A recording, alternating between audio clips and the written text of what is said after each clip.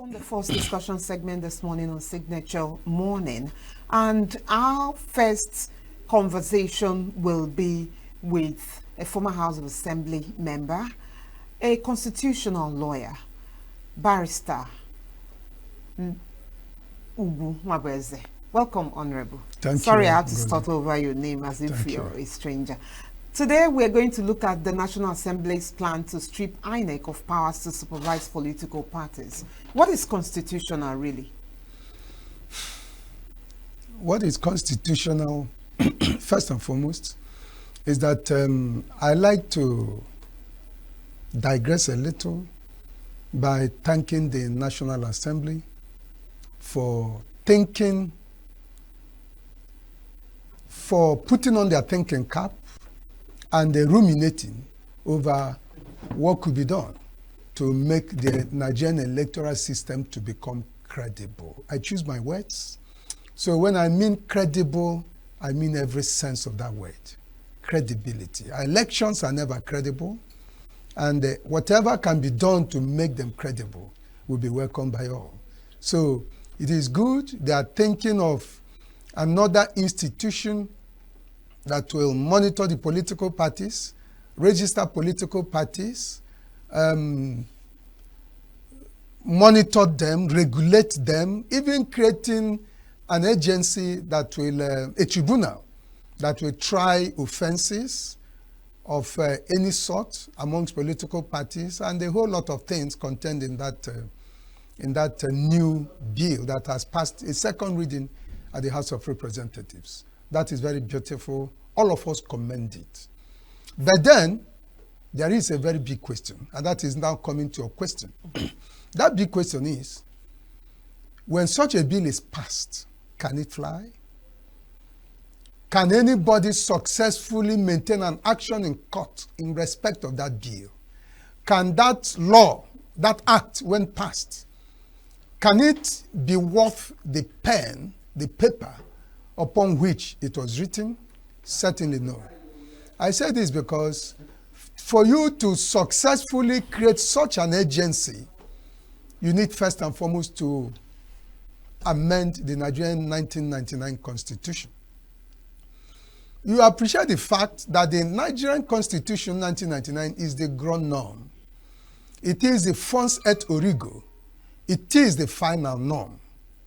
Now, the Constitution under Section 1, subsection 1, says that the Constitution of the Federal Republic of Nigeria is supreme, and that it overrides every other law that anybody can contemplate as far as Nigeria is concerned. Now, Section 1, subsection 2 tells you that no part of this country, or indeed the country itself, will be governed except in accordance with the provisions of the 1999 Constitution. And Section 1, subsection 3 says, reinforces Section 1 and 2 by saying that any law that is inconsistent with the provisions of the Constitution will be null, void, and of no effect to the extent of the inconsistency. So the implication is that Section 1 tells you everything about the Constitution, and puts that stamp of legality on the statement that nothing except the Constitution can become law in Nigeria. And anything that is law must derive its legitimacy from the Constitution. In fact, if you must cough, and your cough is not supported by the Constitution, then your cough is illegal. If you have to laugh, and your laughter is not supported by the Constitution 1999, it is a nullity. So now, looking at what these people want to do, the next question is, does it align with the Constitution? Certainly no. My answer would be a very, very resounding and capital no. Why? Because go to Section 153 of the Constitution, subsection 1, paragraph F. It creates Inec, the Independent National Electoral Commission. Now, if that section, section 153, subsection 2, says that the powers of those bodies created by section 153, subsection 1, are as enshrined in Part 1 of the third schedule of the 1999 Constitution. Now, if you get to the third schedule, look at paragraph F, section 15. Section 14 deals with how INEC is constituted, the membership, chairmanship, and all the rest. But the powers and functions of INEC is enshrined in paragraph 15 of the first of Part 1 of the third schedule. And it tells you that it is the job of INEC to register political parties, to regulate political parties, to punish political parties, to audit the accounts of political parties, to do everything as far as political parties are concerned. And also in elections, if there's any offender, any person that offends, any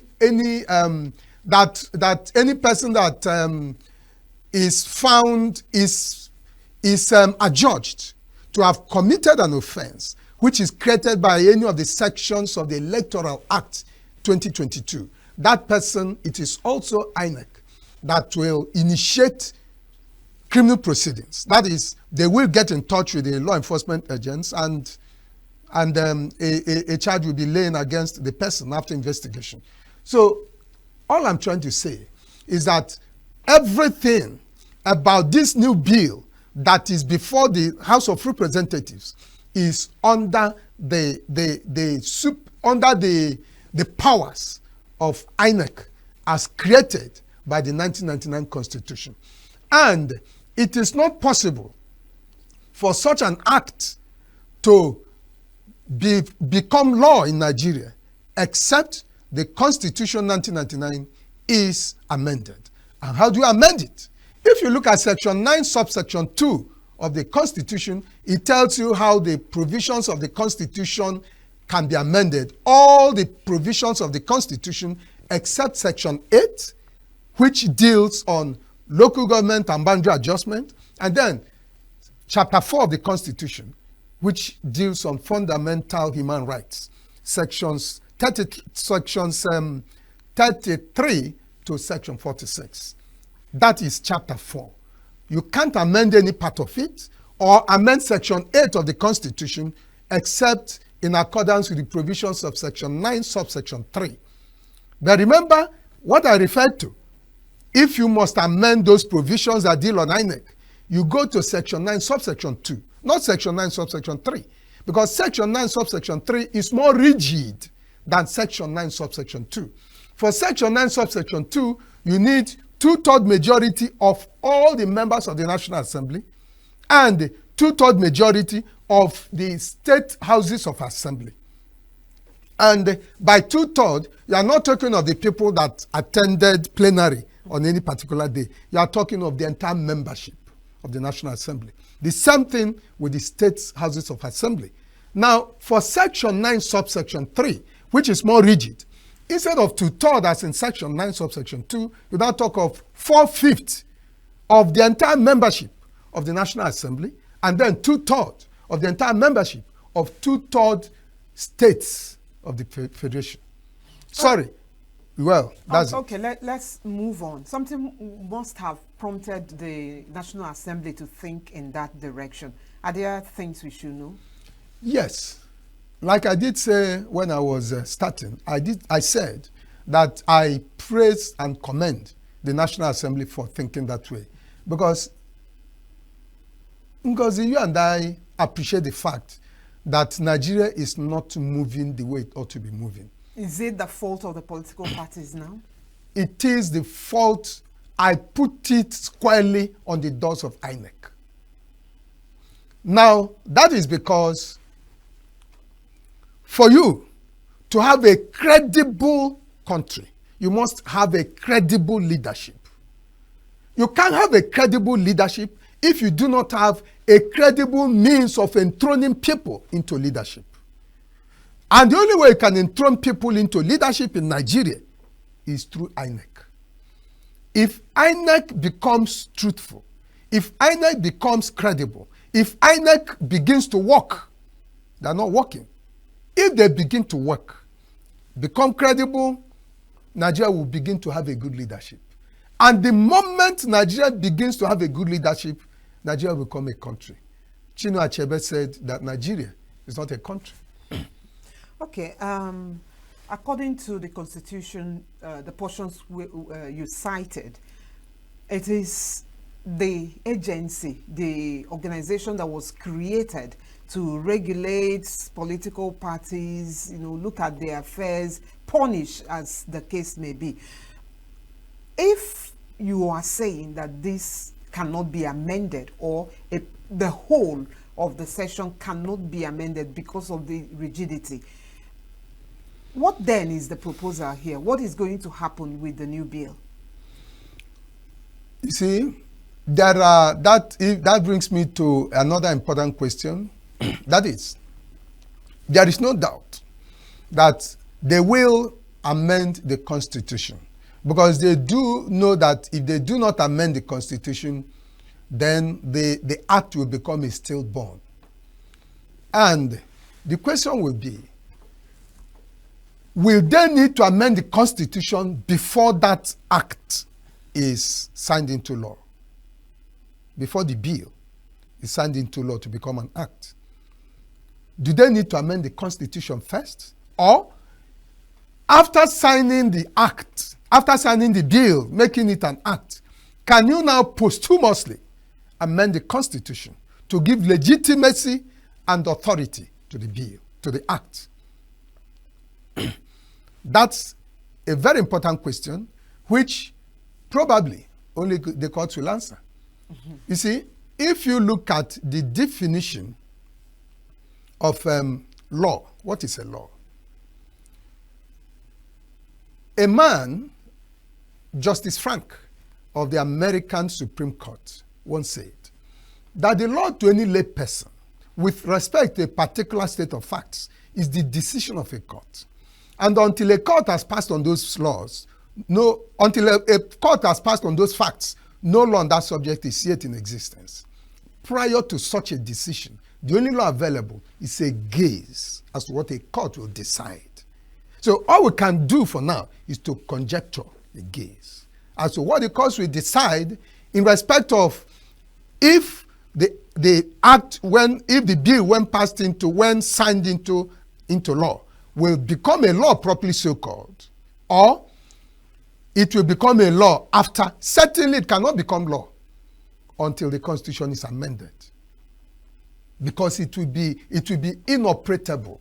You can't operate it. You can only do so if everybody is sitting akimbo. If some persons decide to say, no, we can't sit idly by, we will question this in court, that act will be thrown away. Because like I have said, the Constitution, Section 1, subsection 3, says that whatever law is inconsistent with any provision of the Constitution will become null, void, and of no effect to the extent of the inconsistency.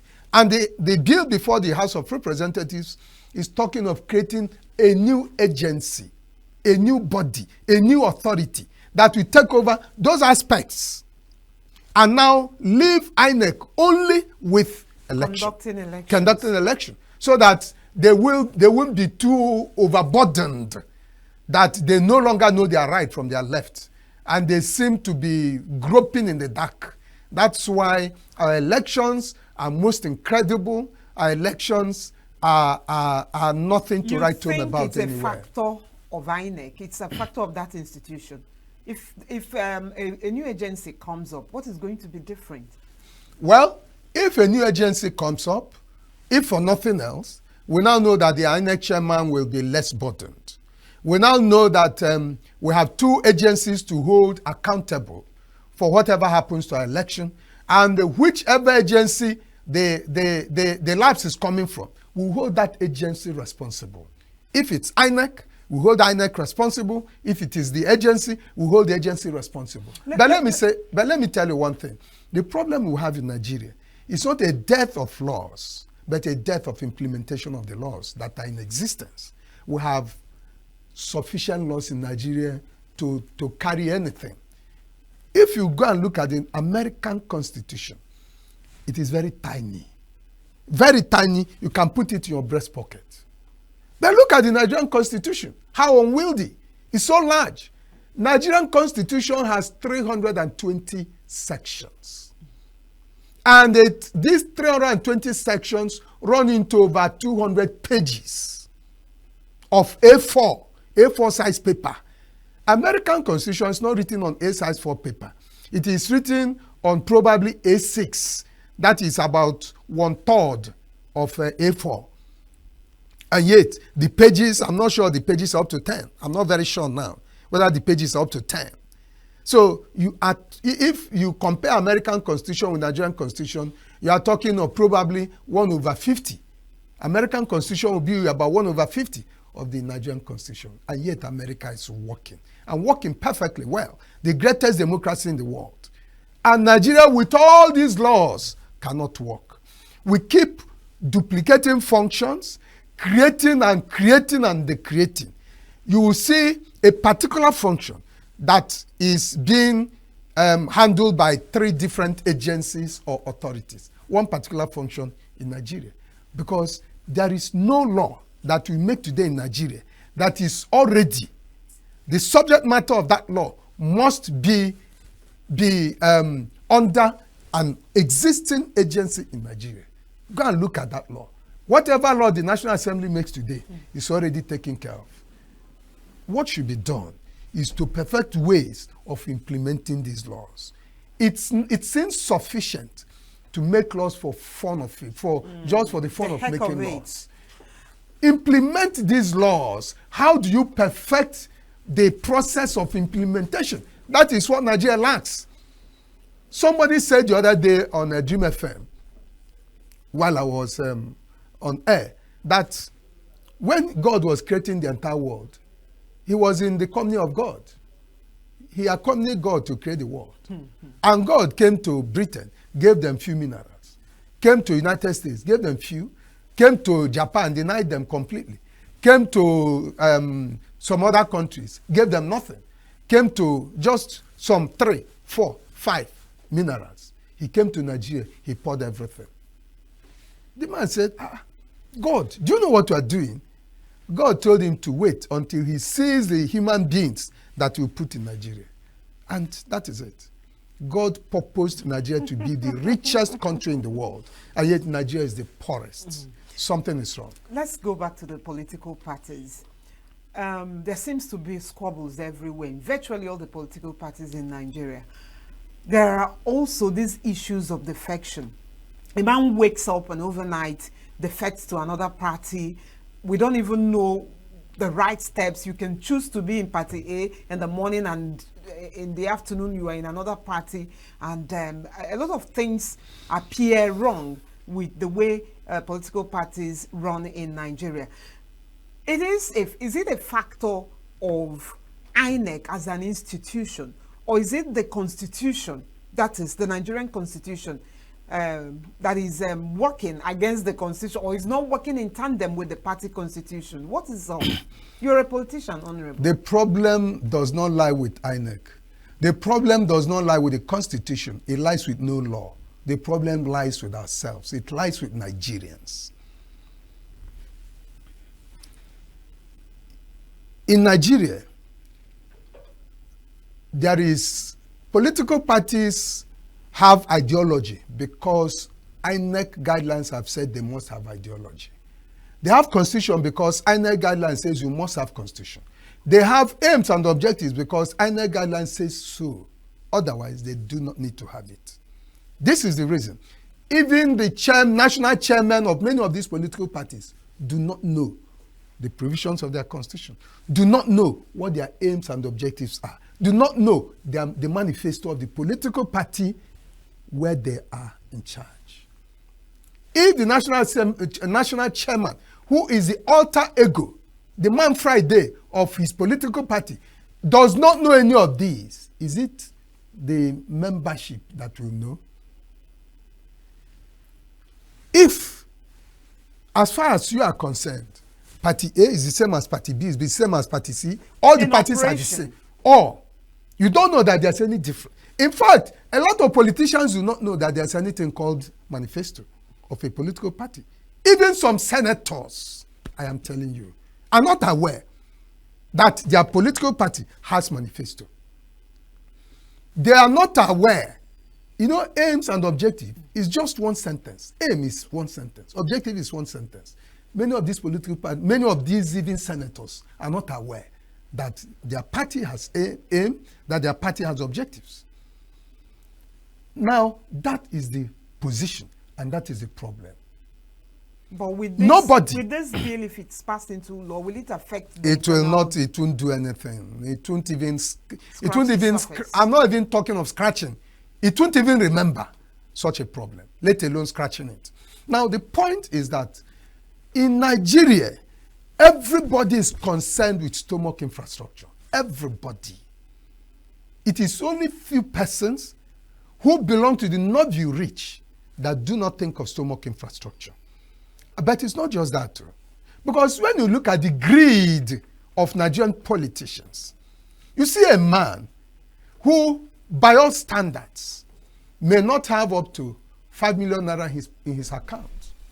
In the entire world, he has no assets that is worth more than 5 million naira. Somebody picks him because that person thinks that because he's a poor man, that he will not do anything in the new office that he's going to occupy without seeking his consent and approval. And that person picks him and makes him the governor of his state.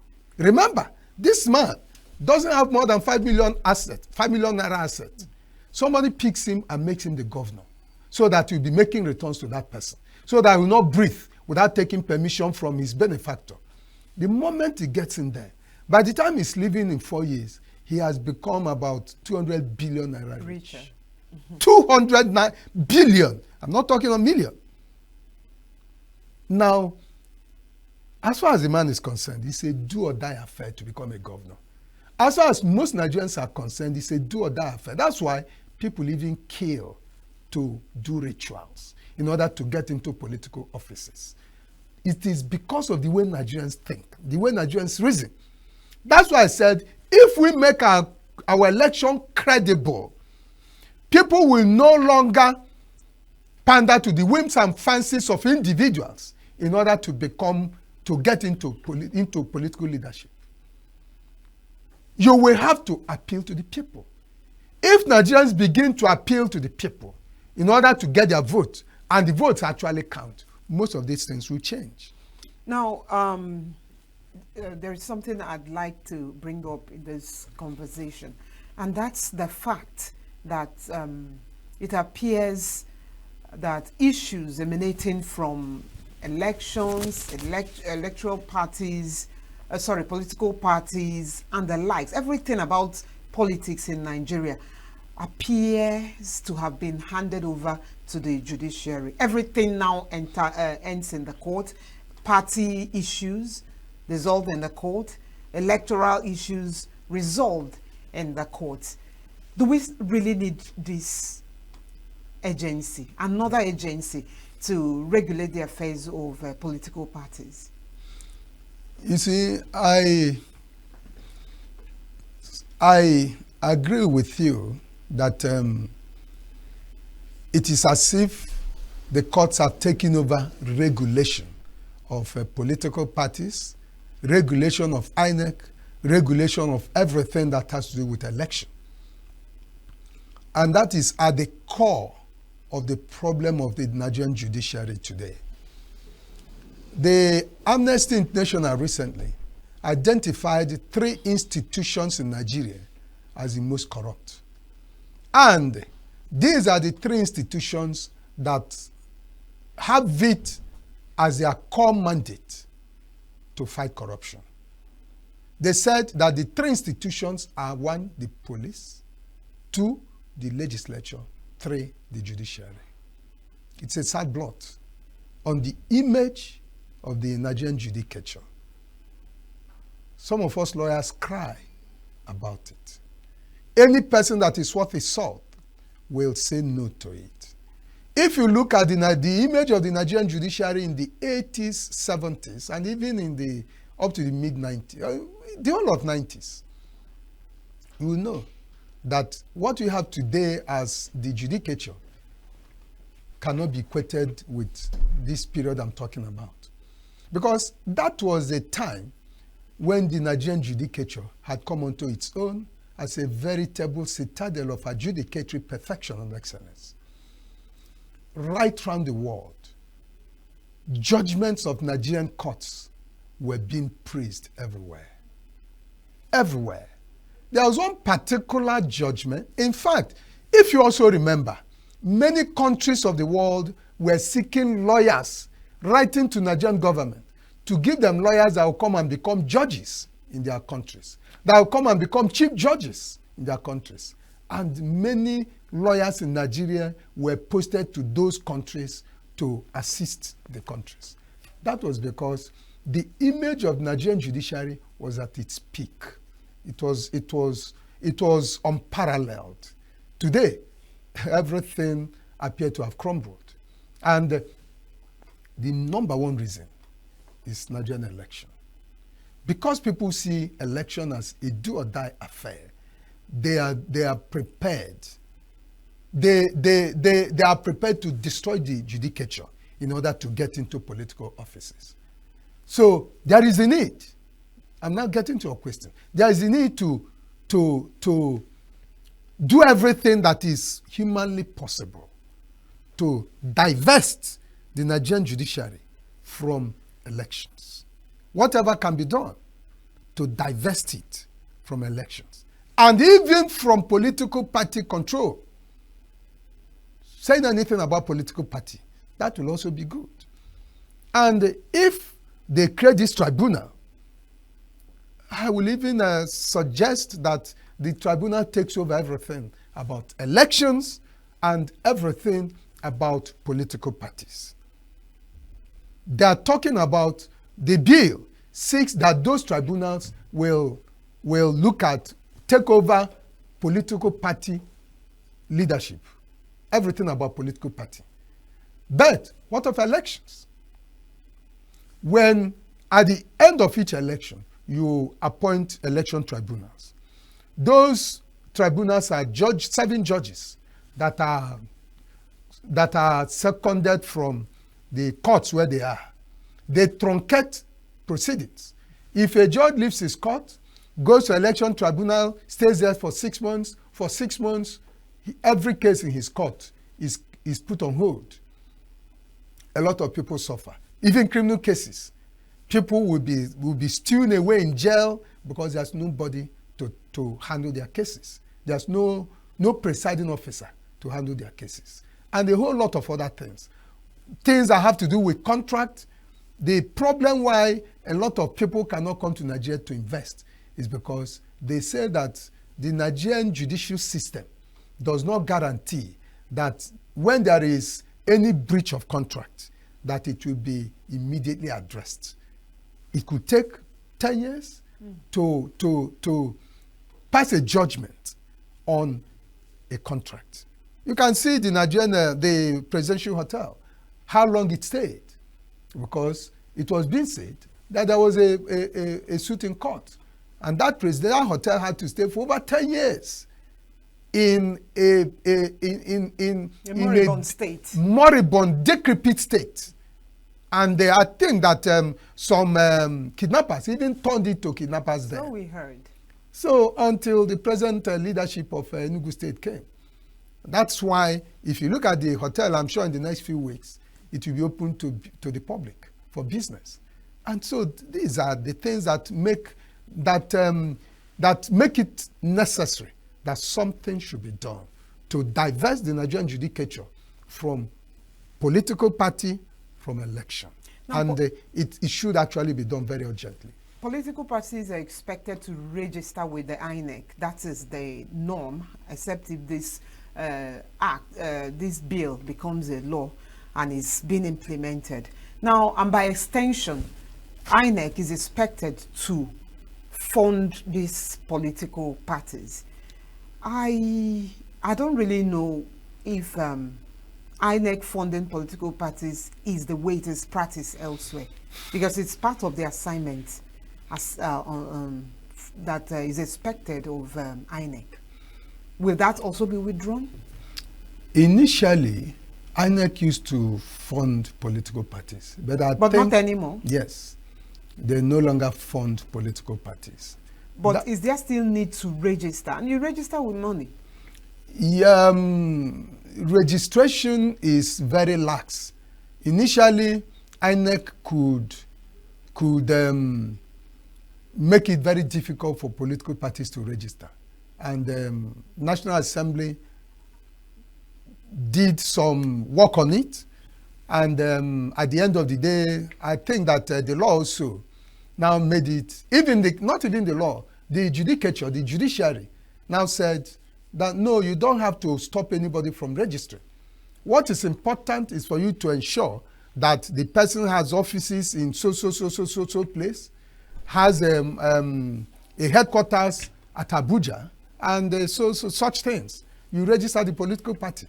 Because they are still the deed. You simply have to register because you can't just operate without letting INEC know that you are there. You have to say, INEC, I'm here. Before INEC will say, oh, you are there. How does it happen? Registration. So, but what is important is that there is the need, the long and short of everything we have said here. And the long and short of what you must do about Nigeria, for Nigeria to become a country, and for Nigeria to become a country that will hold its head high anywhere in the world and before the Committee of Nations, is for you to make politics in Nigeria to become less lucrative. Make it less lucrative, and it will no longer be a do or die affair. If you make it lucrative, you tell somebody to become a governor, he will tell you he doesn't need it. That the thing will waste his time. What is he going there to do for 4 years? It will waste his time because it's less lucrative. Because you heard, I think about last year, that a governor in United States of America, a serving governor, not retired, not former governor, serving governor, had his wife go to an eatery to take up employment. To work in an eatery, I'm not talking of a restaurant, because restaurants are big. Eatery. She went to take up employment at an eatery because the money that her husband, who is a serving governor, is earning was insufficient to maintain their family. Is it possible in Nigeria? When will it become possible? In such a country, is it everybody that will agree to become the governor of that state? Except you have something to offer, and not in the plan to. You are not talking about money, because you'll be spending your own money. The money you made before you became governor, that's the money you'll be spending. All right, to maintain yourself. Even the president of America, if you were not self-made before becoming the president, you may find life difficult because your salary will not be sufficient. Carry you and sustain you as a president. Exactly. All right, thank you very much, Honorable Nwabueze Ugwu, for being on the Signature Morning this morning. Our focus was on the National Assembly's plan to strip INEC of powers to register and regulate political parties, among other functions of INEC as it concerns the political parties in Nigeria.